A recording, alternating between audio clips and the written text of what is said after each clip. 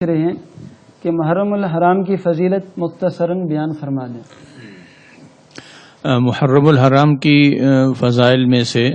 ایک فضیلت مثلا یہ ہے کہ آپ صلی اللہ علیہ وسلم نے فرمایا کہ یہ شہر اللہ ہے، یعنی اللہ تعالیٰ کا شہر، اللہ تعالیٰ کی طرف منسوب کیا ہے۔ ویسے مہینے تو سارے اللہ تعالیٰ کی طرف کے ہی ہیں، لیکن اس کو عظمت کی وجہ سے، اس کی فضیلت کی وجہ سے شہر اللہ الحرام کہا گیا ہے۔ اور دوسرا یہ کہ ایک ابن عباس رضی اللہ تعالیٰ عنہ کی روایت بھی ہے، انہوں نے فرمایا کہ میرے سامنے ایک شخص نے جب آپ صلی اللہ علیہ وسلم سے کوئی مسئلہ پوچھا تو آپ نے فرمایا کہ اگر رمضان کے سوا کسی اور مہینے میں آپ روزہ رکھنا چاہتے ہوں تو وہ آپ محرم کے اندر روزے رکھا کریں۔ اور آپ صلی اللہ علیہ وسلم محرم میں روزے رکھنے کا اہتمام بھی بہت فرمایا کرتے تھے، خصوصاً جو عاشورہ کا روزہ ہے، 10 محرم کا روزہ، اس کے بارے میں فرمایا کہ ایک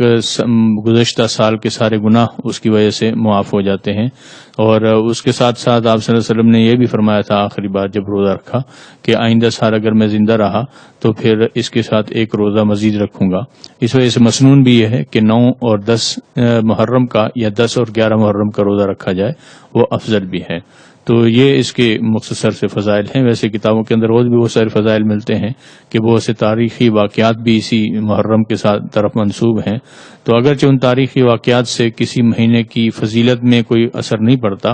فضائل تو آپ صلی اللہ علیہ وسلم کے بتانے سے ہی ہوتے ہیں، لیکن بہرحال وہ بھی بہت بڑے بڑے واقعات اس میں ہوئے ہیں، جیسے مثلا مشہور ہے کہ آدم علیہ السلام کی پیدائش اس میں ہوئی ہے، جنت سے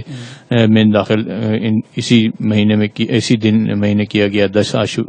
محرم کو، وہاں سے نکالا بھی اسی کو گیا۔ اور بھی بہت سارے واقعات ہیں، فرعون سے جو موسیٰ علیہ السلام کی قوم کو نجات ملی وہ بھی 10 محرم کو ملی۔ ایسے بہت سے واقعات اس کی طرف منسوب ہیں، تو ان کی سندی حیثیت بھی بعض کی ہے بعض کی نہیں ہے، لیکن فضائل کے ساتھ اس کا کوئی تعلق نہیں ہے، وہ تو محض واقعات ہیں۔ فضائل بس یہی ہیں کہ اس کے اندر روزے رکھنے چاہیے اور اللہ کا مہینہ قرار دیا ہے آپ صلی اللہ علیہ وسلم نے۔